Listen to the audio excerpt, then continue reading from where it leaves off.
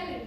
हम सभी यहाँ जितने भी प्रेजेंट हैं, हम सभी के पास इक्वल टैलेंट नहीं है, लेकिन हम सभी के पास इक्वल अपॉर्चुनिटी है ताकि हम अपने टैलेंट को डेवलप कर सकें, निखार सकें।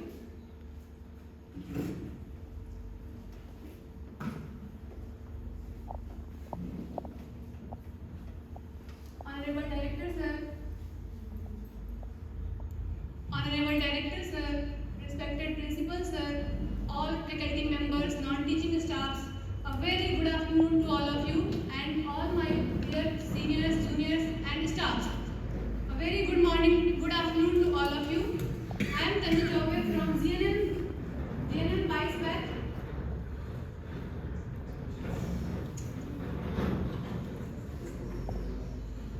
First of all, I like to say that I will really thank to you to God me a golden opportunity to represent my batch and in front of you to present my topic. My topic is let's unlock the life-saving skills CPR. CPR means cardiopulmonary resuscitation. Cardio means heart, pulmonary means lungs and resuscitation means revive or recovery. Means जब heart और lungs में हमारा proper तरीके से oxygen या कुछ भी abnormalities दिखती है, प्रॉपर वेंटिलेशन नहीं आता है, प्रॉपर ऑक्सीजन नहीं जा पाता है, उसकी वजह से अगर कोई भी फेलियर होता है, कोई भी प्रॉब्लम होती है, तो हम इस टेक्निक का यूज करके पर्सन को रिवाइव करा सकते हैं जब तक कि कोई मेडिकल एडवांस ट्रीटमेंट न मिल सके। सीपीआर देने का सब कोई जानता है, मेडिकल स्टाफ में हम लोग सारे जानते हैं कि सीपीआर कोई नया टॉपिक नहीं है, पुराना है, क्योंकि सब जानते हैं कि लाइफ बचाना है, हम लोग का यही काम है। इसलिए सीपीआर जो है वो लाइफ बचाने के लिए काम करता है और इमरजेंसी कंडीशन में है, इमरजेंसी टेक्निक यूज करके क्या आता है, सीपीआर करने के लिए दो टेक्निक्स का यूज करते हैं, एक आता है बीएलएस और दूसरा आता है एसीएलएस। जो BLS basic life support means ये कोई भी दे सकता है, जो मेडिकल स्टाफ है वो भी और जो नहीं है वो भी। यहाँ पे इमरजेंसी कंडीशन में आरटीए होता है, रोड ट्रैफिक एक्सीडेंट, वहाँ पे हमारे पास कोई रिसोर्सेज नहीं होते, सीपीआर जो होता है वो एक फर्स्ट एड की तरह भी काम करता है। मींस जब हमारे पास कोई भी रिसोर्स अवेलेबल नहीं होते हैं तब हम सीपीआर भी दे सकते हैं रोडवे में। मींस मिनिमम सोर्स जब नहीं होगा, हमारे पास कुछ भी प्रेजेंट नहीं है, तो हम अपना बीएलएस बेसिक लाइफ सपोर्ट के थ्रू हम पेशेंट को बचा सकते हैं। और दूसरा आता है हमारा एसीएलएस एडवांस कार्डिक लाइफ सपोर्ट। ये सिर्फ ट्रेंड मेडिकल स्टाफ ही दे सकते हैं और ये सिर्फ हॉस्पिटल में ही दिया जाता है, बाहर के कोई मेंबर सोचेगा कि दे दें, वो नहीं दे पाएगा। इन दोनों टेक्निक से जो पर्सन का सीवियर कंडीशन का लाइफ जो होता है वो बचा हम सकते हैं। हमारा पर्पस सीपीआर जो होता है वो होता है एक इमरजेंसी टेक्निक होता है, इमरजेंसी कंडीशन में ये दिया जाता है जब हमारे वाइटल्स ऑर्गन्स में, हमारे वाइटल्स ऑर्गन जो हो गए, हमारे हार्ट हो गया, ब्रेन हो गया, लिवर हो गया, किडनी हो गया, इन सभी में जब हमारा ऑक्सीजन प्रॉपर तरीके से नहीं पहुंचता है तब हम सीपीआर का यूज करके पेशेंट को लाइफ थ्रेटनिंग कंडीशन से बाहर ला सकते हैं। पर्पस मतलब हम जानते हैं कि सीपीआर देना है, क्यों देना है सीपीआर, क्या जरूरी है सीपीआर का, तो पर्पस है पेशेंट को बचाने के लिए, to provide basic life support till medical advance life support arrived. Means CPR basic life support, कोई भी ट्रीटमेंट नहीं प्रोवाइड करना है पेशेंट को जब तक कि कोई मेडिकल एडवांस ट्रीटमेंट नहीं मिल जाती है, तब तक हम उसको जिंदा रखने के लिए, उसको सपोर्ट प्रोवाइड करने के लिए हम सीपीआर का यूज करते हैं। To prevent irreversible brain death from anoxia. Anoxia होता है ब्रेन में लिटिल अमाउंट में ऑक्सीजन पहुंचना, उसको हम, ये मेडिकल टर्मिनोलॉजी है, उसको देखते हैं, जो कि लिटिल अमाउंट में ब्रेन में ऑक्सीजन पहुंचना, उसको एनोक्सिया बोलते हैं। उसकी वजह से इरिवर्सिबल ब्रेन डेथ होता है, तो सीपीआर देके हम उसको रिकवर कर सकते हैं, पेशेंट को रिवाइव दे सकते हैं। नेक्स्ट है to maintain open and clean airway. To maintain and open and clean airway means जब हमारा रेस्पिरेटरी ट्रैक्ट जो होता है वो ऑब्स्ट्रक्ट हो जाता है, मींस कभी-कभी जो पर्सन होता है अनकॉन्शियस होता है, उसमें क्या होता है, हमारा टंग जो होता है वो पीछे की तरफ वो रिटर्न हो जाता है, फोल्ड हो जाता है, तो हमारा जो रेस्पिरेटरी ट्रैक्ट होता है वो क्या होता है, ऑब्स्ट्रक्ट हो जाता है, प्रॉपर तरीके से एयर क्लियर नहीं हो पाता है, हमारा एयरवे जो होता है वो ऑब्स्ट्रक्ट हो जाएगा, ब्लॉक हो जाता है, तो उस कंडीशन में भी हम सीपीआर देके पेशेंट को रिकवर कर सकते हैं। टू मेंटेन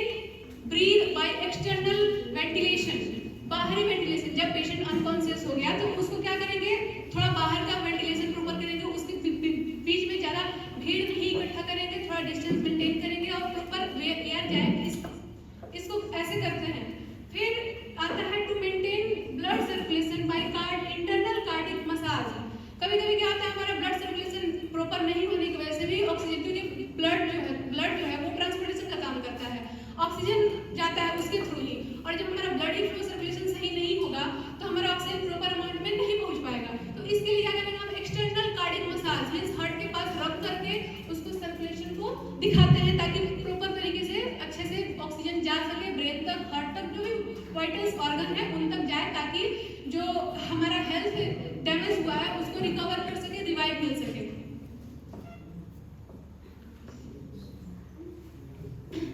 नेक्स्ट हमारा टॉपिक है इंडिकेशंस। इंडिकेशन मींस क्या होता है, किस किस कंडीशन में हम सीपीआर दे सकते हैं, कब कब हम सीपीआर देंगे, ठीक है। तो वो होता है हमारा फर्स्ट आता है cardiac arrest. Cardiac arrest means अगर हम नॉर्मल लैंग्वेज में समझें तो हार्ट अटैक। हार्ट अटैक की कंडीशन में भी हम सीपीआर दे सकते हैं, उसको रिवाइव करा सकते हैं पेशेंट को। उसमें आ सकता है ventricular tachypnoea, ventricular tachycardia, ventricular tachycardia, जिसमें क्या होता है, जो हमारा वेंट्रिकुलर होता है, जो हमारे हार्ट के चेंबर्स होते हैं उसमें ब्लॉकेज रहता है, बहुत ज्यादा क्विकली जो क्या उसको बोल सकते हैं, ब्लड फ्लो होता है या जो भी उसका कंडक्शन होता है वो बहुत ज्यादा हो जाता है। बहुत ज्यादा होने की वजह से भी हमारा जो ब्रेन तक है प्रॉपर अमाउंट में नहीं पहुंचता, उसको नॉर्मल करने के लिए दिया जाता है, ठीक है। देन हमारा आता है respiratory arrest. Respiratory arrest means जब हमारा रेस्पिरेटरी ट्रैक में कोई ब्लॉकेज हो जाता है, इसमें हम उसको सीपीआर देके उसको एयर में प्रॉपर वेंटिलेशन लेके, रेस्पिरेटरी ट्रैक है तो जाहिर सी बात है उसको रेस्पिरेटरी ट्रैक में प्रॉब्लम हो रही है तो उसको देंगे ताकि हमारा जो सीपीआर है वो सही से जा सके और पर्सन जो है वो रिकवर कर सके। नेक्स्ट ड्रॉइंग मींस पानी डूबना। ड्रॉइंग का मींस होता है डूबना। अगर कोई पर्सन पेशेंट है या पर्सन है जो भी नदी में तैर रहा है, तैरने नहीं आती है, जो भी कंडीशन हो जाती है, उसको बाहर निकालने के बाद देखते हैं कि उसमें प्रॉपर तरीके से वेंटिलेशन नहीं हो पा रहा है, उसको एयर में नहीं जा पा रहा है, तो उस कंडीशन में भी हम सीपीआर देके पेशेंट की लाइफ को बचा सकते हैं। Drug overdose. Drug overdose means अगर कोई पेशेंट है बहुत हाई अमाउंट में ड्रग ले लेता है, उस कंडीशन में भी हम सीपीआर दे सकते हैं, देके उसको बचा सकते हैं, क्योंकि ड्रग ओवरडोज होगा तो जाहिर सी बात है पेशेंट अनकॉन्शियस हो सकता है, मे बी कोमा में भी जा सकता है, तो उसको बचाने के लिए हम सीपीआर दे सकते हैं। एक्सीडेंट सब जानते हैं, एक्सीडेंट रोड पे सब लोग चलते हैं, देखते हैं एक्सीडेंट हो जाता है, तो उस कंडीशन में भी हम सीपीआर को देके पेशेंट को बचा सकते हैं। पेशेंट को बचा नहीं सकते हैं, उसको बेसिक लाइफ सपोर्ट दे सकते हैं तब तक जब तक कि कोई मेडिकल ट्रीटमेंट हमें मिल नहीं जाता है, तब तक हम उसको हेल्थ को रिवाइव करा सकते हैं। नेक्स्ट हमारा आता है असेसमेंट। असेसमेंट में क्या होता है कि हम पहले पहचानेंगे कैसे, देखेंगे कैसे कि मतलब किसी भी पर्सन को हम सीपीआर तो दे नहीं सकते हैं, किसी भी पर्सन को सीपीआर दे नहीं सकते, तो उसके लिए हमें पहले आइडेंटिफाई करना पड़ेगा, डिटरमाइन करना पड़ेगा पेशेंट को कि हम किसको सीपीआर दे रहे हैं, वो कंडीशन सीपीआर देने लायक है भी या नहीं। तो उसके लिए हम असेसमेंट करेंगे। क्या देखेंगे, पर्सन कॉन्शियस है या अनकॉन्शियस है। कॉन्शियस है अगर रिस्पॉन्स कर रहा है तो हम सीपीआर नहीं देंगे, सीपीआर को अवॉइड करेंगे। अगर अनकॉन्शियस है या और भी अदर जो भी साइन आते हैं, जैसे कि हमारा प्यूपिल डायलेट हो जाता है, कोई रिस्पॉन्स नहीं कर रहा है, बॉडी में कोई भी मूवमेंट नहीं हो रही है, तो हम उस कंडीशन में सीपीआर देंगे। तो अनकॉन्शियस हो गया, अनकॉन्शियस होने के बाद पेशेंट को सहला के थपथपा के देखेंगे कि क्या करें।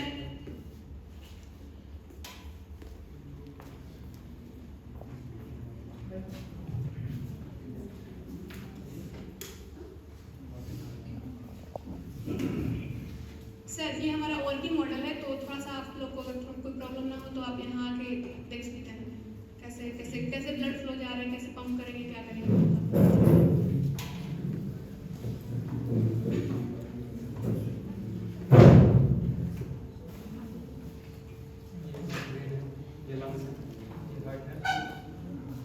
इसको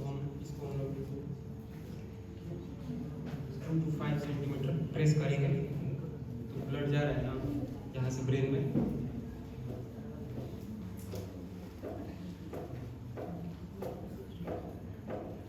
इसका रेशियो होता है 30:2 और चाइल्ड में होता है 15:2। 30 बार कंप्रेस करने के बाद 2 टाइम्स पर्सन के माउथ में 2 बार माउथ टू माउथ ब्रीदिंग देंगे और उसके बाद फिर इस प्रोसेस को रिपीट करते रहेंगे जब तक कि हेल्थ पूरा रिवाइव ना हो जाए।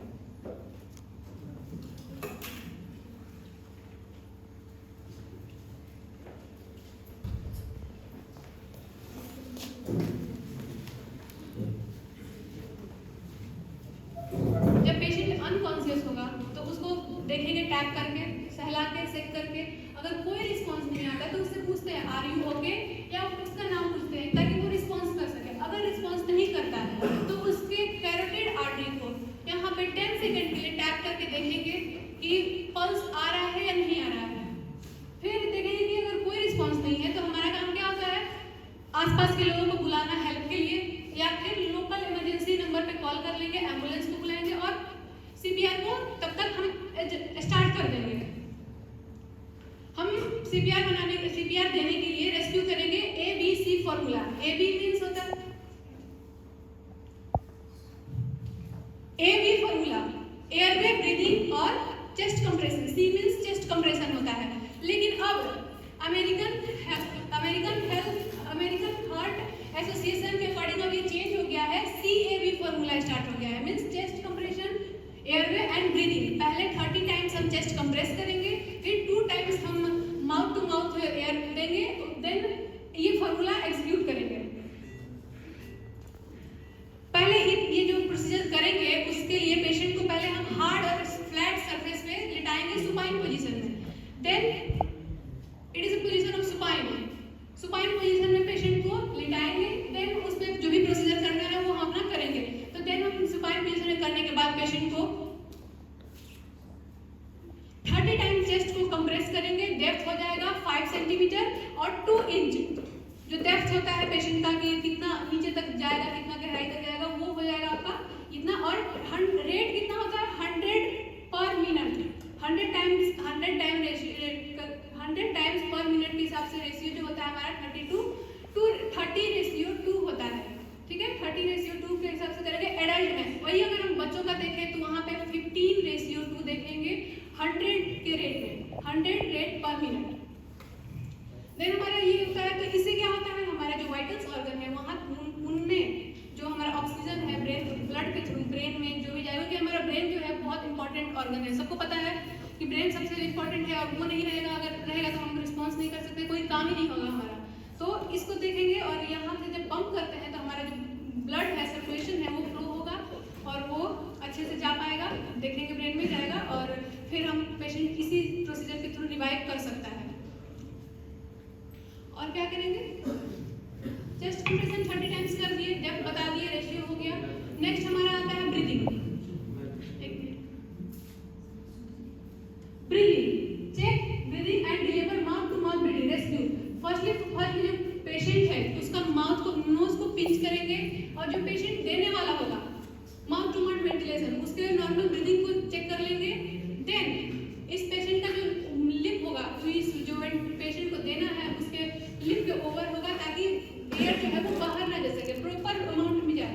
और हाँ, ये देख लीजिए हमारे हम जो ऑक्सीजन लेते हैं वो 20% हम ऑक्सीजन लेते हैं। हमारे एनवायरनमेंट में 20% ऑक्सीजन हम अंदर लेते हैं, 4% ऑक्सीजन जो होता है वो यूज हो जाता है। तो अगर पेशेंट को हम देंगे तो वो 16% ऑक्सीजन जाएगा बॉडी के अंदर, 4% क्या होता है यूज हो जाता है। नेक्स्ट क्या करेंगे, जब वो ब्लो करेगा, इसमें डालेगा, माउथ टू माउथ करेगा, तो जब तक कि चेस्ट अराइज नहीं होता, ऊपर की तरफ उठ नहीं जाएगा, तब तक देंगे। और फिर रिलैक्स, जितना टाइम हम कंप्रेस करके बाद और जब हम माउथ टू माउथ दे दिए हैं उतना ही टाइम हम लेंगे उस पेशेंट को रिलैक्स होने में, देखने में कि उसमें कितना चेंजेस आ रहे हैं या नहीं आ रहे हैं, वो देखने के लिए। और जब देखेंगे कि पेशेंट थोड़ा सा रिस्पॉन्स कर रहा है तो उस प्रोसेस को रिपीट करते रहेंगे, रिपीट करेंगे अंटिल हेल्थ अराइव, जब तक कि हेल्थ वापस नहीं आ जाए, उसका हेल्थ थोड़ा सा भी रिकवर ना, अनकॉन्शियस से कॉन्शियस में नहीं आ जाए, तब तक हम इस प्रोसेस को रिपीट करते रहेंगे। चेस्ट कंप्रेशन हो गया। चेस्ट कंप्रेशन हमारा जो पार्टनर है वो दिखाएंगे, कैसे करके दिखाएंगे वो दिखाएंगे। Firstly the first hand put on the chest, center of the chest, and second hand on top of the hand, and then interlock the finger and start compression 30 times.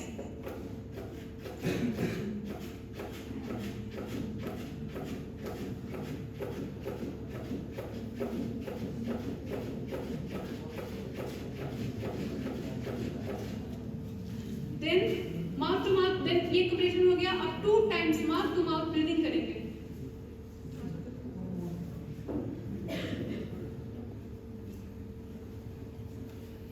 ऐसे ही हम बच्चों में करेंगे। बच्चों में जब करेंगे तो हम अपने हैंड्स को नहीं करेंगे, बच्चे छोटे होते हैं तो 2 फिंगर्स या थंब से वो उसको क्या करेंगे,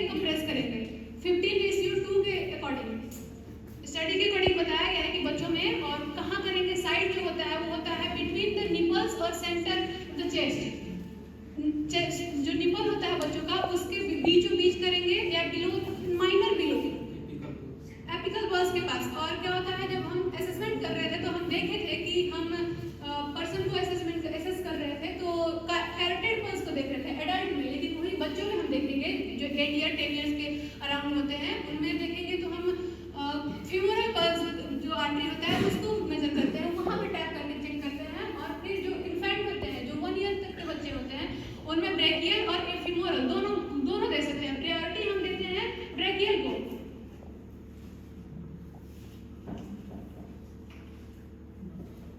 देन हमारा आता है कॉम्प्लिकेशन मींस जब हम ये प्रोसीजर स्टार्ट कर दिए तो इस प्रोसीजर के बाद पेशेंट के अंदर क्या क्या कॉम्प्लिकेशन हो सकती है। जो कॉम्प्लिकेशन जो होता है वो क्या होता है, कॉम्प्लिकेशन अराइज पेशेंट के अंदर हो भी सकता है नहीं भी हो सकता है, ये मे भी मेरा क्या है कि हो भी सकता है नहीं भी हो सकता है। कॉम्प्लिकेशन में हमारा फर्स्ट देखने को आता है सबसे इंपॉर्टेंट होता है कोरोनरी वेसल्स इंजरी। जाहिर सी बात है हमारा हार्ट से रिलेटेड ये है जो भी मॉडल है वो है, तो कोरोनरी आर्टरी जो होता है वो हमारे हार्ट में सबसे पहले ब्लड सप्लाई करता है, तो उसमें इंजरी देखने को मिल सकती है। सेकेंड डायफ्राम इंजरी, जब हम कंप्रेस करते हैं तो हमारे जो भी एब्डोमेन कैविटी होता है थोरैक्स कैविटी होता है उसमें इफेक्ट आएगा, तो वो जो नीचे का पार्ट और भी जो ऑर्गन्स होते हैं वो डैमेज हो सकते हैं, जिसमें हमारा डायफ्राम आता है जो कि हमारे थोरैक्स कैविटी और एब्डोमेन कैविटी को डिवाइड करता है। हेमोपेरिकार्डियम, हीमो मींस होता है ब्लड और पेरिकार्डियम जो होता है हमारा हार्ट का आउटर लेयर होता है। Haemopericardium accumulation of blood in outer layer of a heart. हमारे हेमोपेरिकार्डियम में जो ब्लड का एक्युमुलेशन इकट्ठा हो जाता है ब्लड, क्यों? क्योंकि चेस्ट कंप्रेशन हो रहा है, मे बी कोई किसी भी क्रिटिकल कंडीशन में चेस्ट कंप्रेस हो रहा है तो वहाँ पे जख्म हो सकता है या कॉम्प्लिकेशन होने की वजह से एक्युमुलेशन हो जाएगा ब्लड का। हेमोथोरैक्स, थोरैक्स में हमारे एक्युमुलेशन हो जाएगा ब्लड का। ये सारे कॉम्प्लिकेशन है जो हमें देख भी सकते हैं नहीं भी देख सकते हैं। चेस्ट रिब फ्रैक्चर भी हो सकता है, जब हम अपने चेस्ट कंप्रेशन करते हैं तो रिब से जो आता है वो ही कंप्रेस हो सकता है, उसमें भी इंजरी आ सकती है, वो फ्रैक्चर होने के चांसेस होते हैं। स्टर्नम फ्रैक्चर भी हो सकता है क्योंकि कंप्रेशन हो रहा है, तो अगर पेशेंट जो है वीक है या उसका बॉडी में कोई इश्यूज हैं तो ये कॉम्प्लिकेशन देखने को मिल सकते हैं। लिवर इंजरी और स्प्लीन इंजरी भी हमें देखने को मिल सकती है।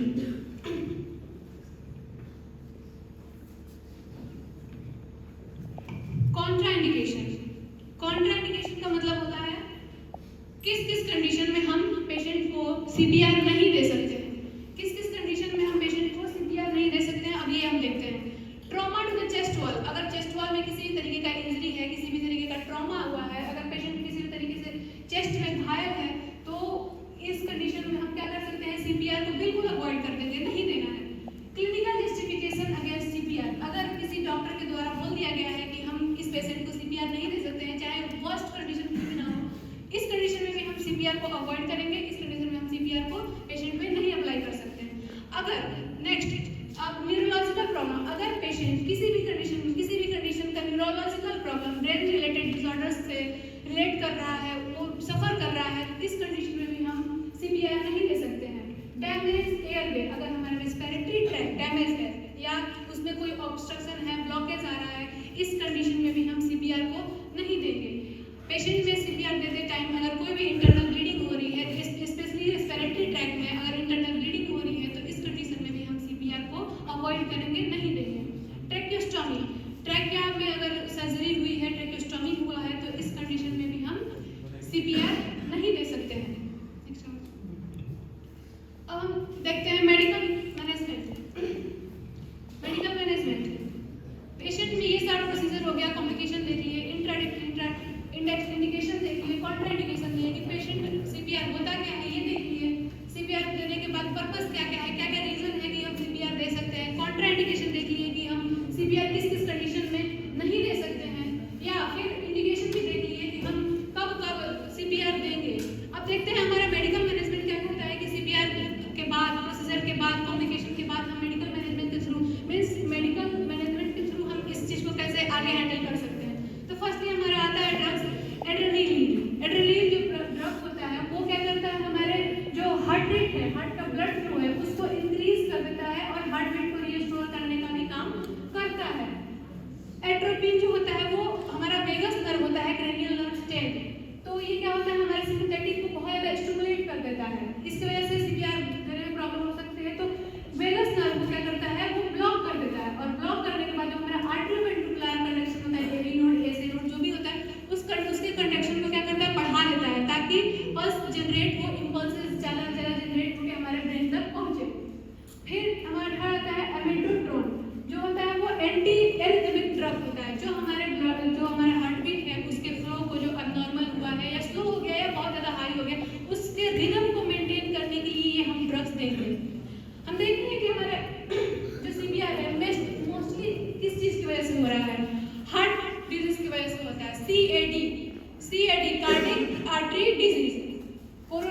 आर्टरी डिजीज की वजह से हमारा CPR या ये हार्ट रिलेटेड जो भी डिजीज होते हैं ये देखने को मिलते हैं।